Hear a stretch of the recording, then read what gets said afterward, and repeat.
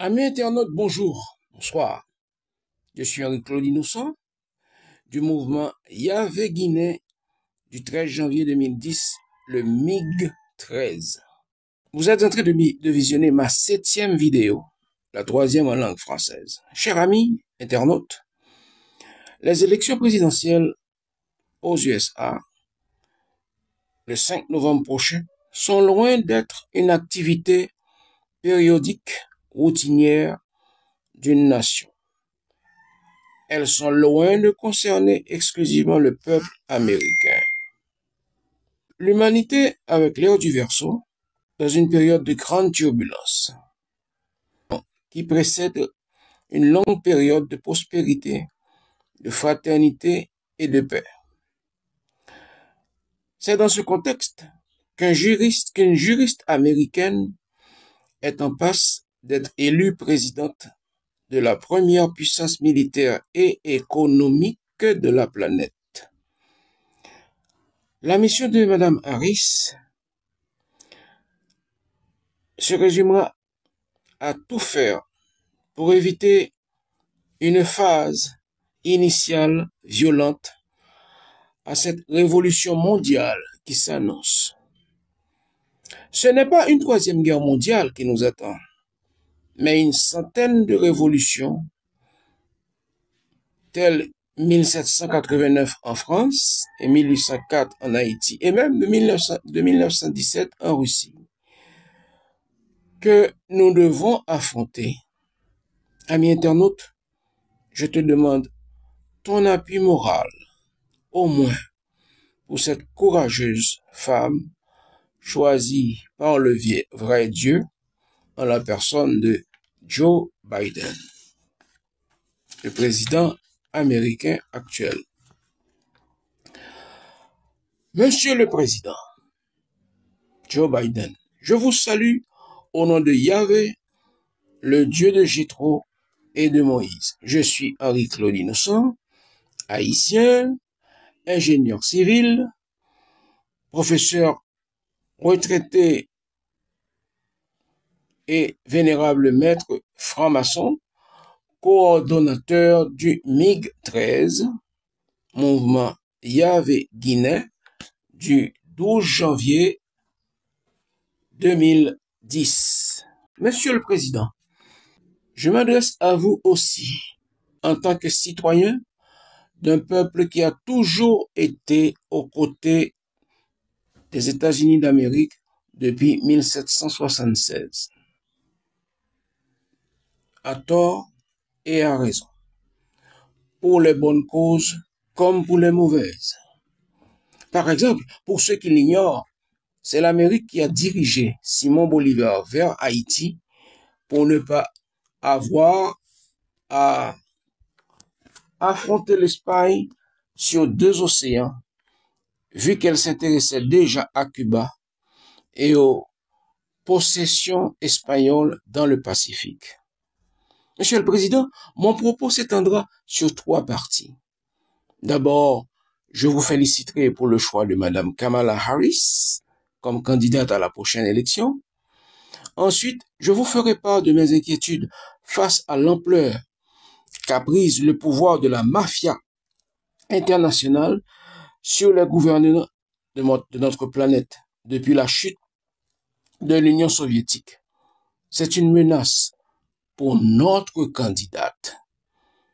Et enfin, je vous présenterai mes remerciements pour le peuple haïtien, me référant aux facilités d'immigration offertes par votre gouvernement aux Haïtiens et à d'autres peuples.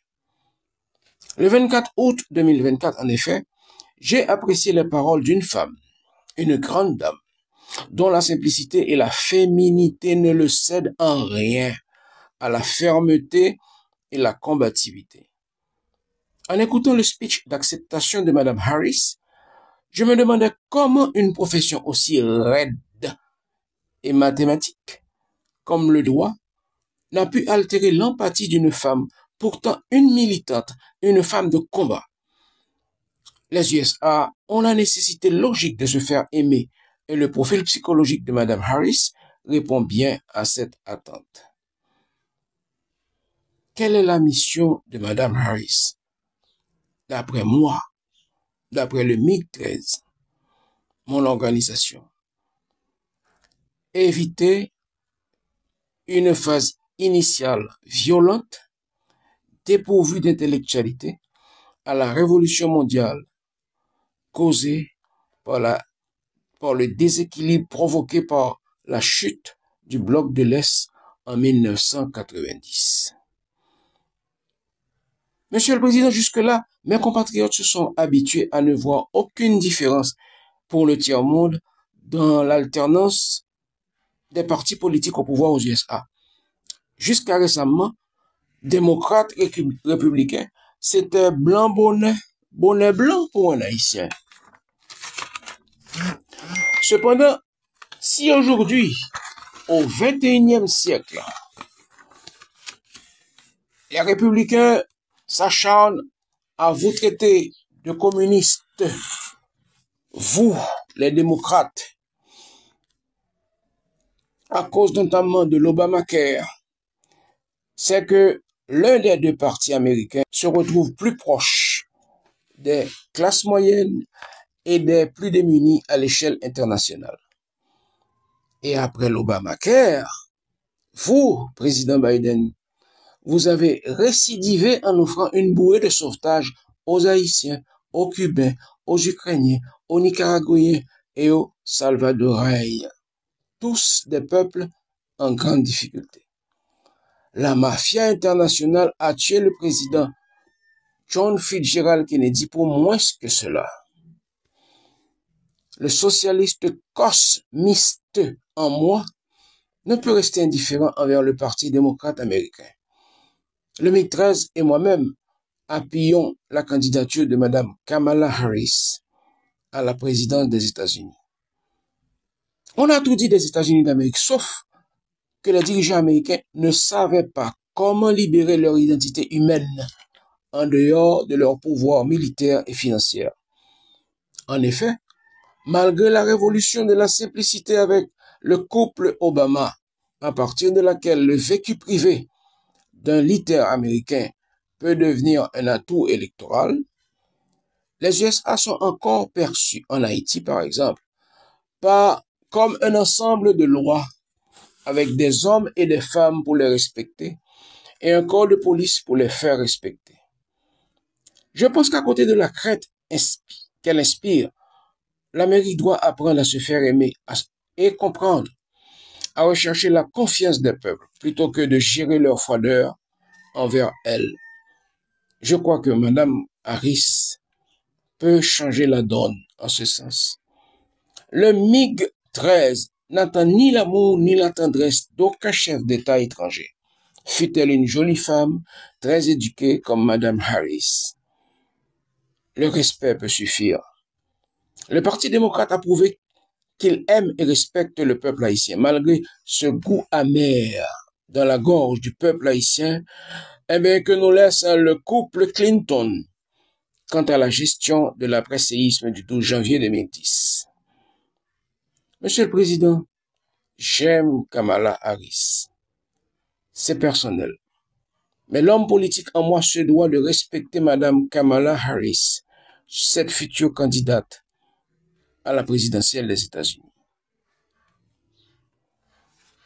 C'est un avertissement solennel du MiG-13. Parce qu'on a tendance à voir les femmes seulement comme des femmes. Avant tout. C'est pas vrai. Cependant, Excellence, malgré mon optimisme maladif et ma confiance en Mme Harris, j'ai des inquiétudes quant à comment elle compte gérer les coups bas de la mafia internationale quand elle refusera peut-être d'appuyer, voire de financer des guerres stupides, inutiles, en plus d'appuyer les initiatives généreuses du Parti démocrate pour le peuple américain et le tiers-monde. Je suis inquiet, Excellence, car beaucoup plus de défis et beaucoup trop de défis attendent Mme Harris. D'où vient-il qu'un chef d'État, américain ou autre, doive porter seul le chapeau du cynisme et de la méchanceté envers les autres peuples depuis cette culture de guerre inaugurée entre 1914 et 1945. Qui a voulu tuer M. Donald Trump récemment pour salir l'image du Parti démocrate? Qui a forcé le couple Obama à promouvoir le mariage gay, de sorte que ce soit un noir qui porte cette responsabilité devant l'histoire, alors que l'homosexualité n'existait pas en Afrique avant la colonisation? Là-dessus, j'ai exprimé mon indignation dans les journaux en Haïti à l'époque. Qui a payé les 4 assassins de Kennedy, plus celui qui a trucidé Lee Harvey Oswald? Qui a pressé Madame Angela Merkel de demander à l'Ukraine de ne pas faire cas des accords de paix de 2002, mais de faire la guerre? Qui a corrompu l'agent du KGB ayant donné l'ordre de détruire l'avion de la Korean Airlines qui survolait le territoire soviétique? Qui, au sein du Vatican, a décidé de l'assassinat du pape Jean-Paul? Qui a détruit les tours jumelles et attaqué faussement l'organisation Al-Qaïda? Qui a décidé de la traite des nègres et de l'esclavage? Qui a provoqué les 2 guerres mondiales? Quelle est cette mafia internationale ayant créé tous les deep power, un pouvoir profond dans chaque pays de la planète? Président, qui sont les sages de Sion? Sous quel visage opèrent-ils aujourd'hui? Le MiG-13 priera pour Mme Kamala Harris, pour qu'elle ne soit pas une marionnette aux mains des sages de Sion. La mission de Mme Kamala Harris peut se détailler comme suit. Elle se résume en 9 défis majeurs qui attendent Mme Harris. Mme Harris devra dire, par exemple, au président Zelensky, que le plus faible dans un conflit doit être le plus malin et qu'un homme politique adulte doit se doter des moyens de sa politique avant d'accepter une guerre. À M. Poutine, le président Poutine, Mme Harris doit lui demander s'il peut gouverner la Russie en temps de paix, où les Russes auront tout leur calme pour apprécier et jouir des réalisations de son gouvernement. De plus, elle devra expliquer à M. Poutine qu'il pouvait la féliciter sans s'attacher autant à son sourire. Ceci n'est ni russe, ni protocolaire, ni viril. Cela m'étonne moi-même, Henri-Claude Moussan, que M. Poutine puisse avoir du temps pour apprécier le sourire d'une femme, encore moins d'une candidate à la présidente qui sera sa collègue plus tard. À M. Netanyahou, Mme Harris devra lui dire qu'il a suffisamment vengé son frère, le feu colonel Jonathan Netanyahou, tué dans l'opération Thunderbolt en Ouganda en juin 1976.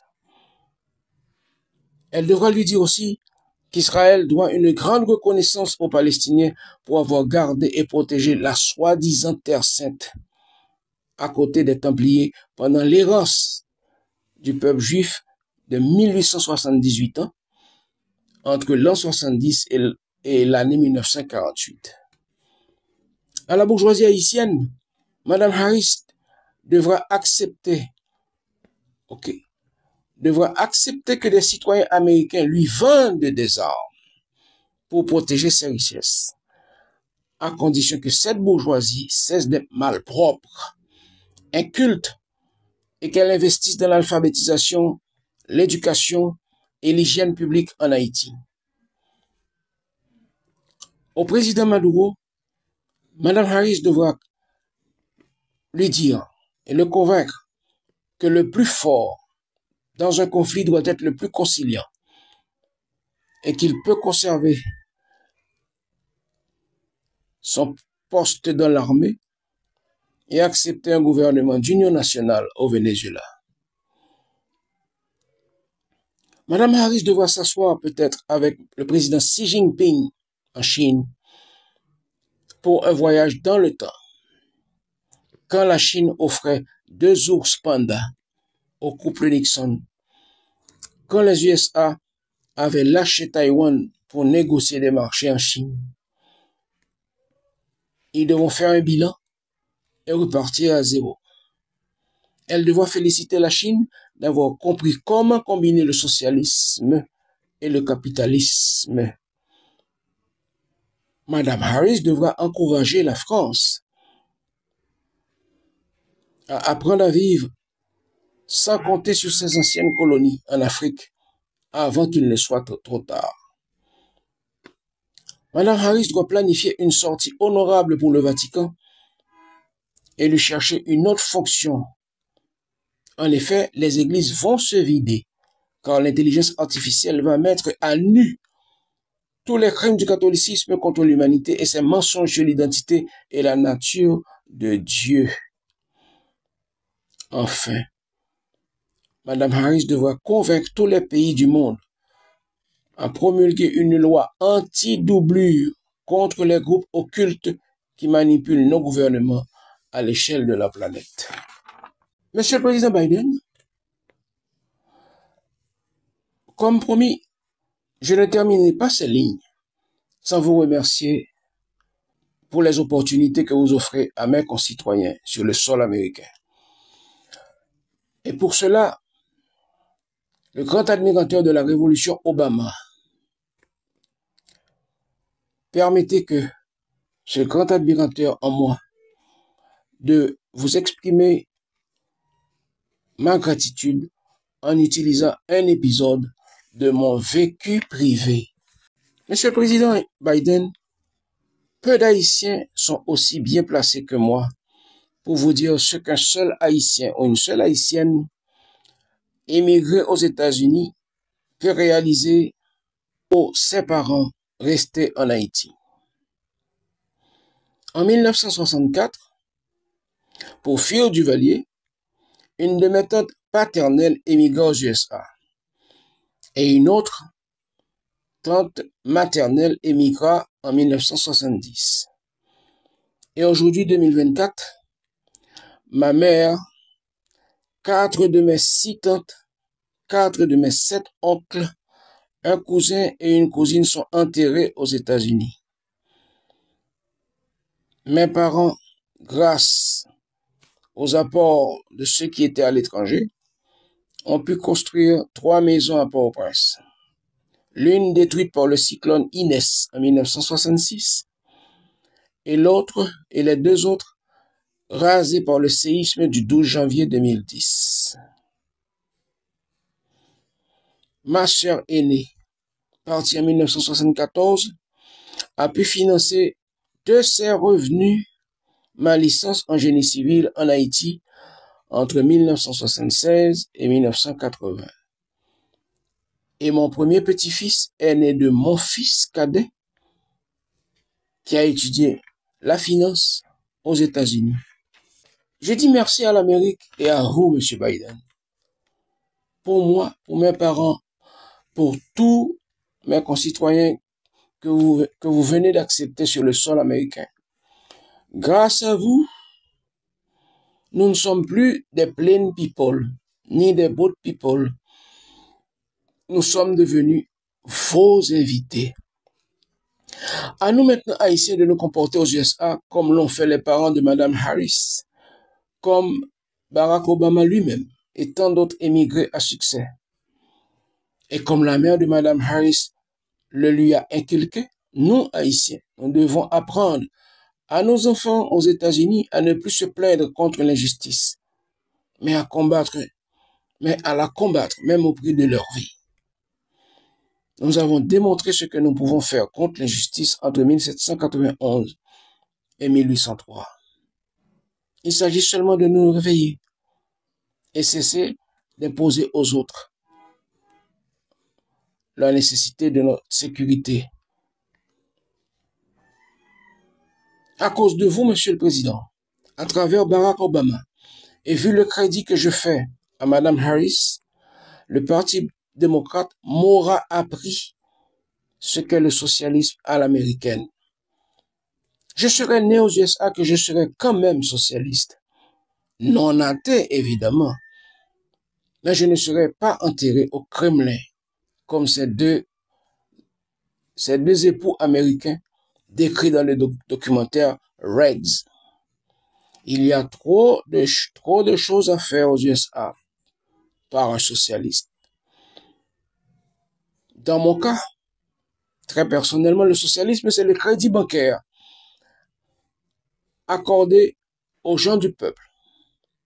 Et en cela, Mme Harris l'a déjà compris avec ses projets pour des millions de jeunes Américains.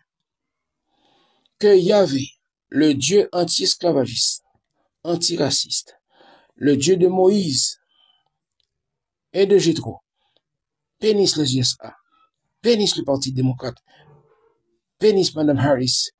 Le 1013, par ma voix, souhaite 2 mandats successifs à Mme Harris avec ou sans la poursuite du programme Biden pour les Haïtiens.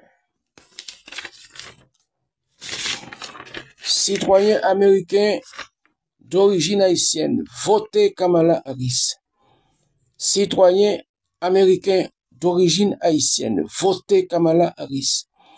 Citoyens américains d'origine haïtienne, votez Kamala Harris.